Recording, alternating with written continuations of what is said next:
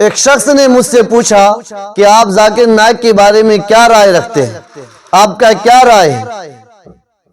میرے دل میں میری زبان پر جو بات آئی میں نے ببانگی ڈال کہہ دی کہ جو تفسیر بالرائے کا قائل ہو، جو قرآن کی تفسیر میں منمانی بات کرتا ہو، اس کے بارے میں کیا بات کرنی ہے، اس کے متعلق بات ہی کیا کہنی ہے۔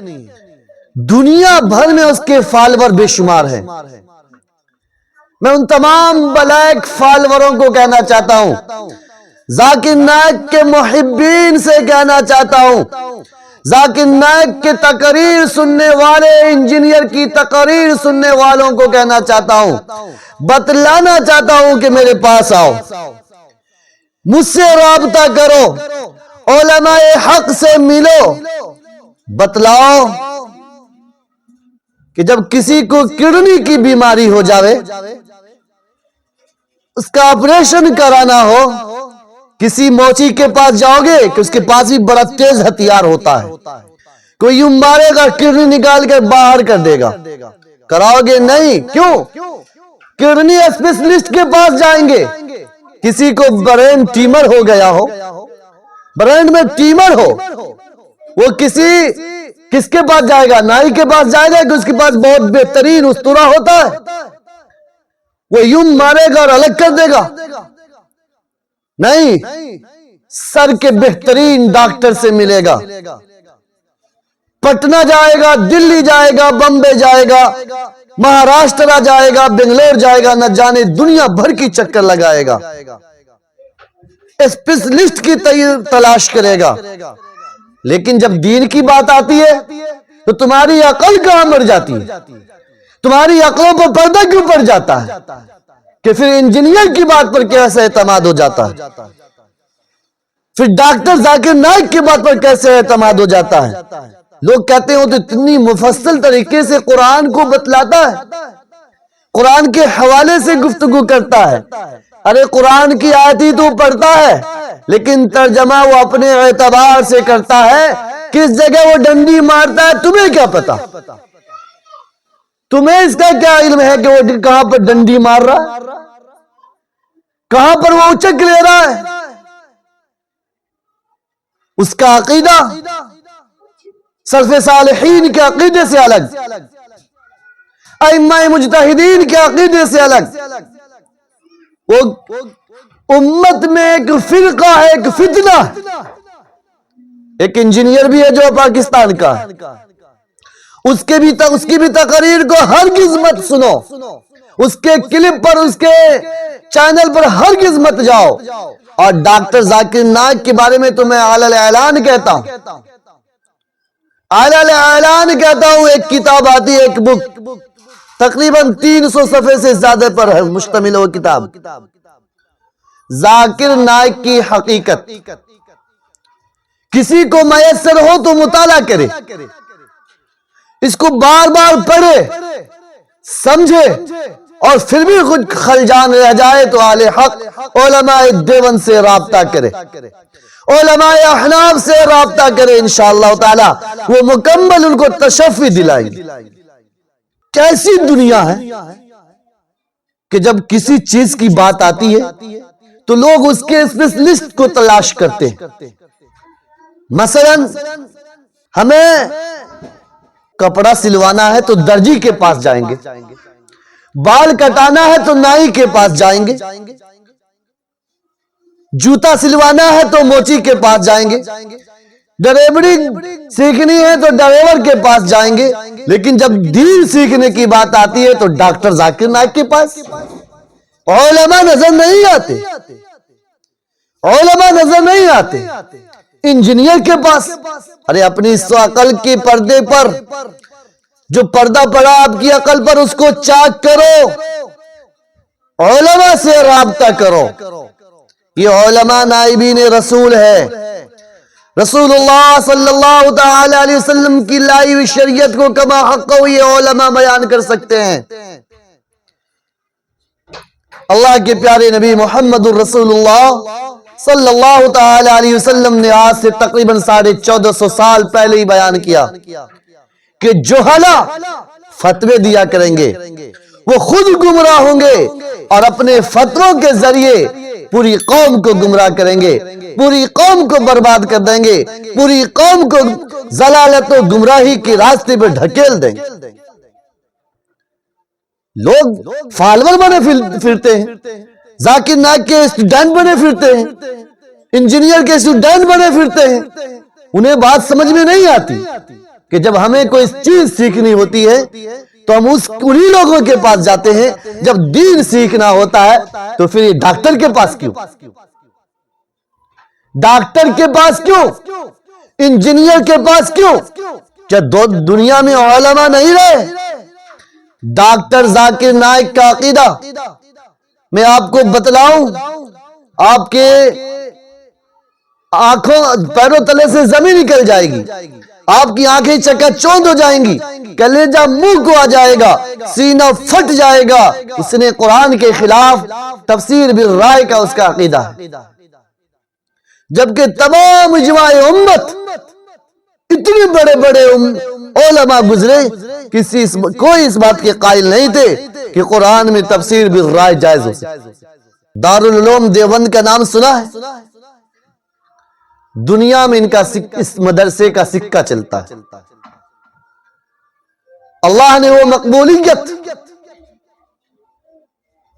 وہ محبوبیت عطا کی ہے، اور اللہ دین کا کام اتنا لے رہا کہ دنیا کے ہر خطے سے طلبہ یہاں آتے ہیں، ودیارتی یہاں آتے ہیں، اسٹوڈنٹ یہاں آتے ہیں، پڑھ کر جاتے ہیں۔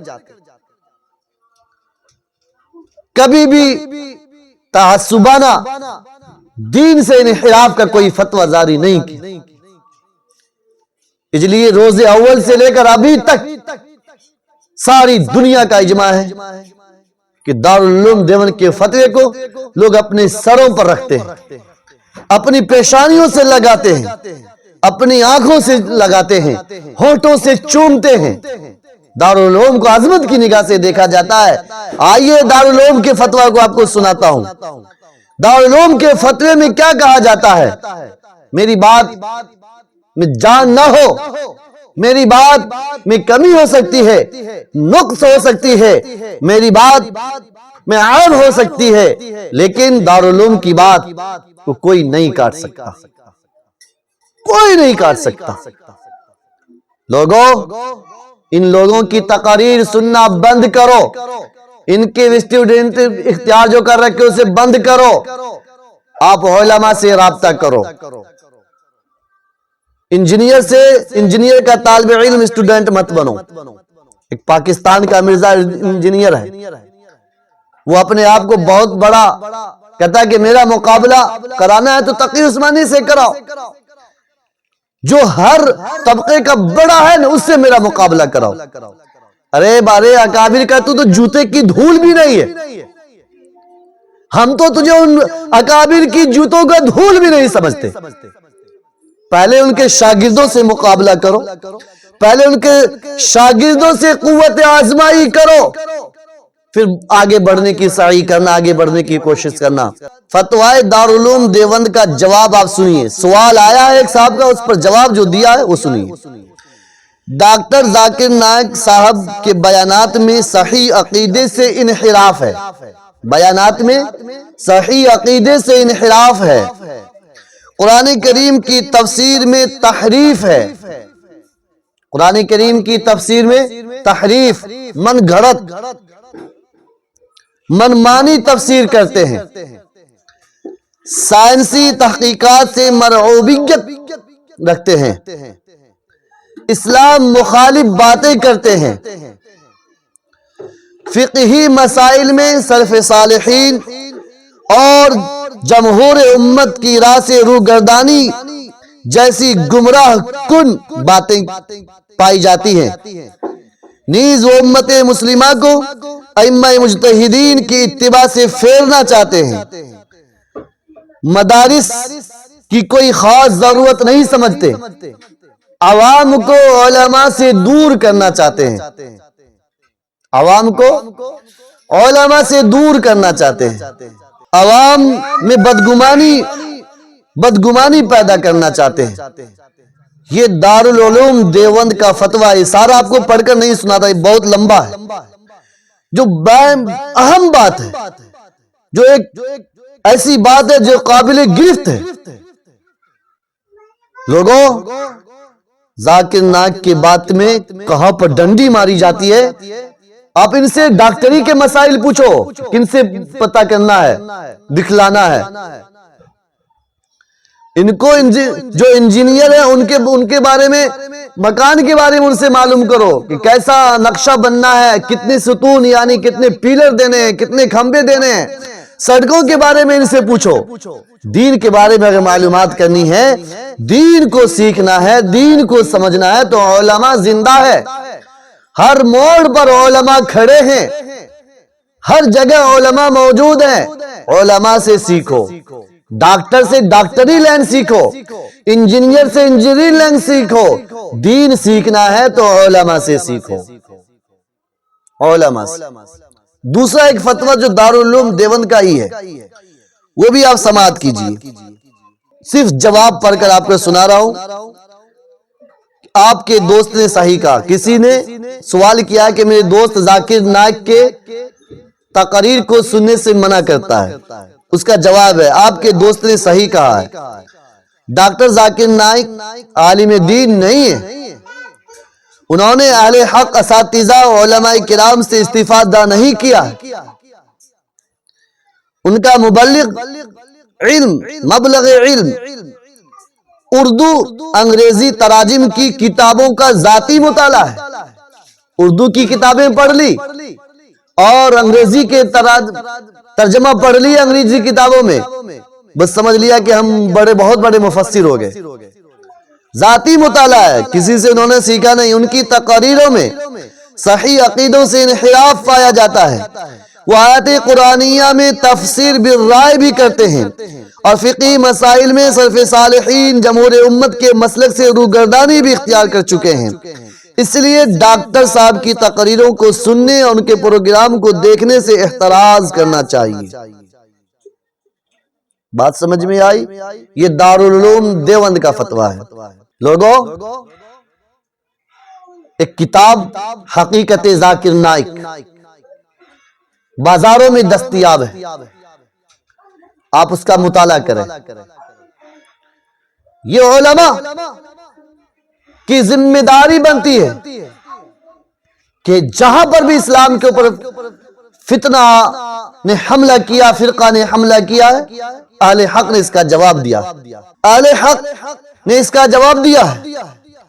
اور آج نہیں، تقریباً 20 سال پہلے، 20 سال پہلے حقیقت ذاکر نائک کتاب آ چکی تھی، میرا خود کا اس پر مطالعہ ہے، میں نے خود اس کو کئی بار مطالعہ کیا ہے۔ اس لیے آپ کو بھی اس بات کہتا ہوں کہ آپ ان کے پروگرام سے الگ رہیں۔ کہاں پر ڈنڈی مار جائے گا، کہاں پر آپ کے ایمان کو چک لے گا، آپ کے عقیدے کو خراب کر دے گا، آپ کو پتہ بھی نہیں چلے گا۔ بالکل علیحدہ رہیں ایسے لوگوں کے پروگرام سے۔